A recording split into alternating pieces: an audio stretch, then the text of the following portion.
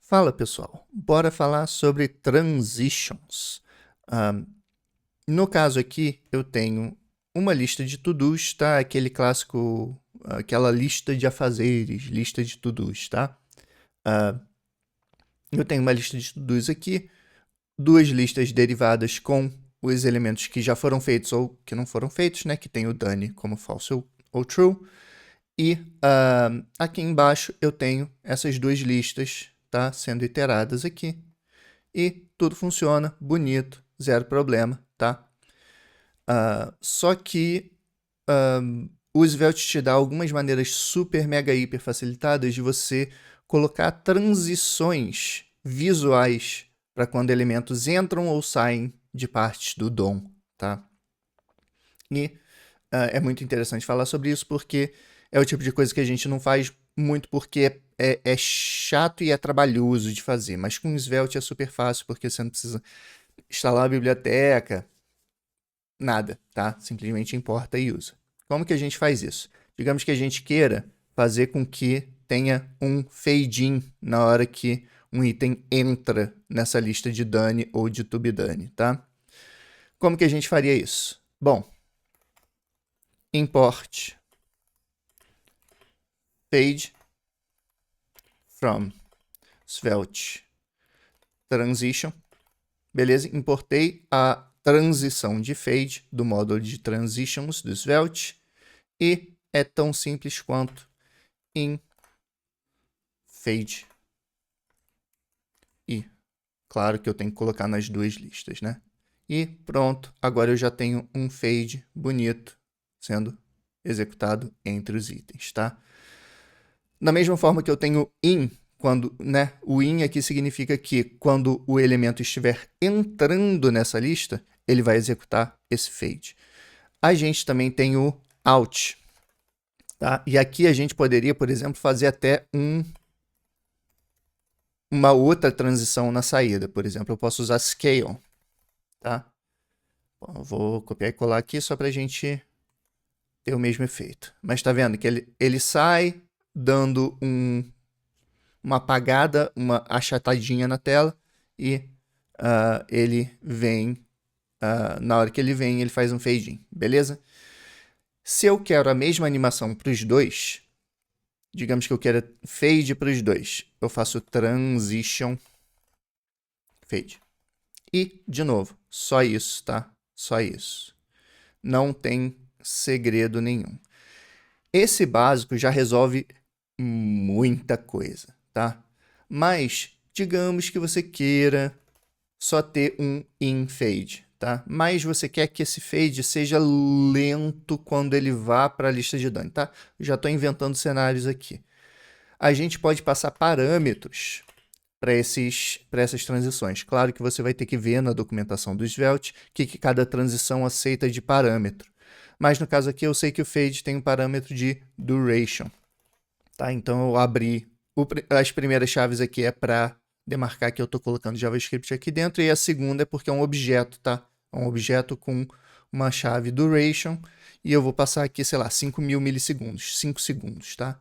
Então, na hora que eu fizer isso, tá vendo que ele vai fazer o fade mais lento do universo, porque eu mandei ele fazer em 5.000 milissegundos. Mas como eu não mandei do outro lado ele fazer a transição com 5.000 milissegundos, a outra vai ser rapidinha. Show? Porque está usando os parâmetros padrão aqui. Só isso daqui já é interessante, tá? Só tem uma coisa que eu tenho que deixar muito clara. Quando a gente está fazendo transições, principalmente transições entre listas, é importante a gente passar esse parâmetro aqui no it, tá? O it, por padrão, né, ele recebe a lista, certo? A lista que a gente está querendo iterar. A gente escreve as para dizer como, né? Cada item da lista chama ela de item, certo? E, no caso aqui, a gente não falou no vídeo de it sobre isso. Você, entre parênteses, você pode dar uma pista para o Svelte do que aquele item é.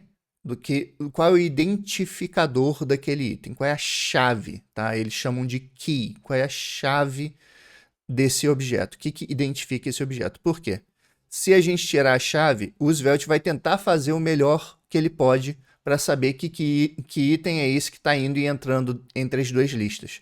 Mas, se você disser para ele o que esse item é, você dá mais recurso para ele fazer as animações bonitinho. E no caso aqui, como eu não tenho ID, tá? Como eu não tenho, né? Se fosse, por exemplo, eu tenho uma lista de usuários na minha aplicação, ou tenho uma lista de produtos, eu poderia botar o ID, tá? Item.id, por exemplo, como a chave. Mas no caso aqui, o objeto em si é um objeto único, né? Ele tem um único endereço de memória, então a gente pode usar o próprio item como identificador, como se fosse um símbolo, tá? É muito importante você colocar isso aqui para sua animação ficar bonitinha. No entanto, essas animações que a gente está usando aqui, né, essa animação de fade, ela tem uma característica que ela é feita para simplesmente itens que estão entrando ou saindo de um elemento do DOM.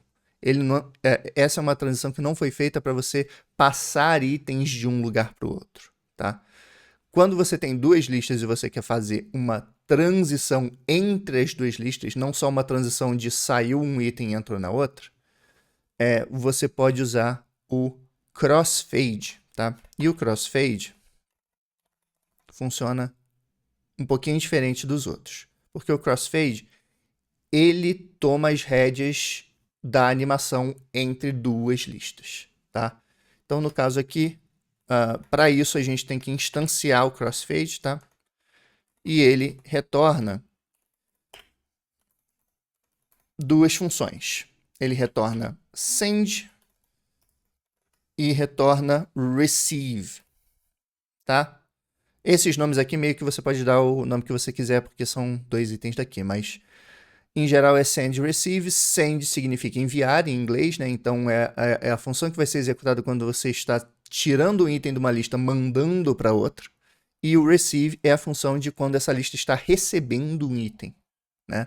Então, como que a gente usa esse crossfade? A gente fala que a transição de entrada significa que a gente está recebendo. Então, a gente faz no in, a gente chama o receive. No out, a gente chama o send. Então, quando o item estiver saindo, você manda o item. Quando o item estiver entrando, você recebe o item. Show? E, obviamente, se você está recebendo e mandando para algum lugar, você tem que colocar nos dois, né? E aí vocês veem que eu não tenho mais o fade aqui. Eu só tenho o crossfade. Mas olha como que é mais interessante. Você clica e ele faz uma transição bem mais interessante, bem mais visualmente atrativa, né? E tudo isso, de novo, com 3 linhas de código, né? Só um detalhe, né? O crossfade é ótimo, é super fácil de usar e ele é maravilhoso. Ele só tem um problema, que é esse problema aqui. Na hora que eu tiro um item de uma lista e coloco na outra, ele primeiro termina a transição e depois achata aquele espaço vazio que ficou sobrando. Nessas horas que é interessante você usar o flip do módulo de animações do Svelte, tá? Não vou entrar muito a fundo sobre flip, tá? Só vou falar porque faz sentido você usar ele com crossfade, mas ele também é super fácil de usar, tá? Como que a gente usa? A gente tem que importar flip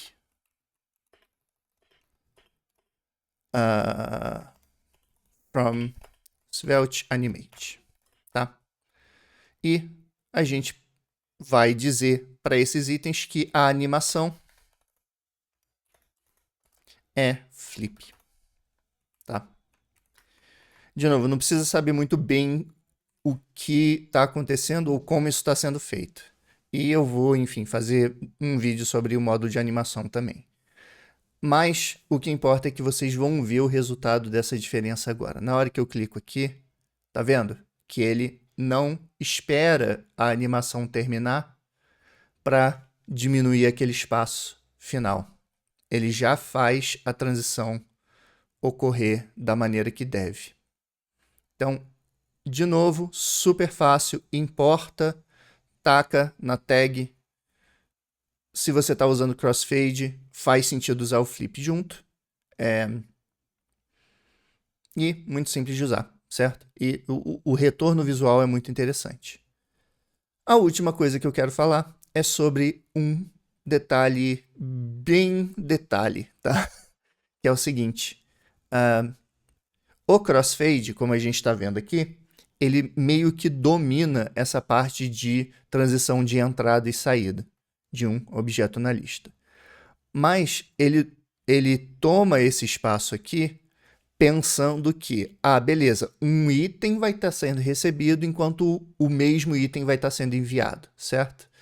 Só que tem um caso que é, digamos que esse elemento simplesmente suma, que esse item da lista suma. O crossfade não está preparado para lidar com a situação de enviar um item para lugar nenhum, tá? Como que a gente resolve esse problema? A gente fala para o crossfade que no caso de as coisas não funcionarem da maneira com que ele espera, você chama um fallback. Tá? É uma animação que vai ser executada caso não tenha esse item com aquele identificador na lista final. Tá? No caso aqui eu vou usar Scale, só para ficar evidente o que isso daqui faz. Falando que se o crossfade não conseguir fazer o send e receive corretamente, ele vai fazer o fallback para Scale. O que efetivamente isso faz? Na hora que eu clico em Delete aqui, ele faz a animação de saída. Se eu tirar esse fallback aqui, devia ter mostrado isso antes, né?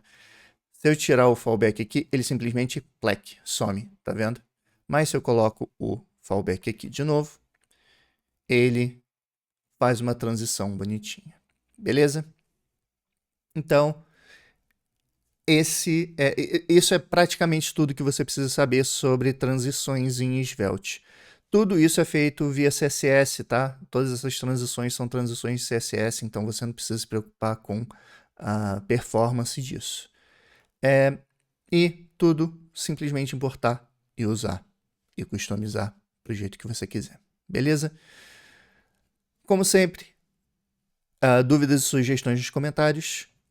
Outros links relacionados, outros vídeos relacionados na descrição. Com certeza eu vou ter um vídeo sobre o módulo de animação, um vídeo só sobre coisas mais específicas sobre animação em Svelte. E espero ver vocês na próxima, beleza? Beijo, beijo. Até mais.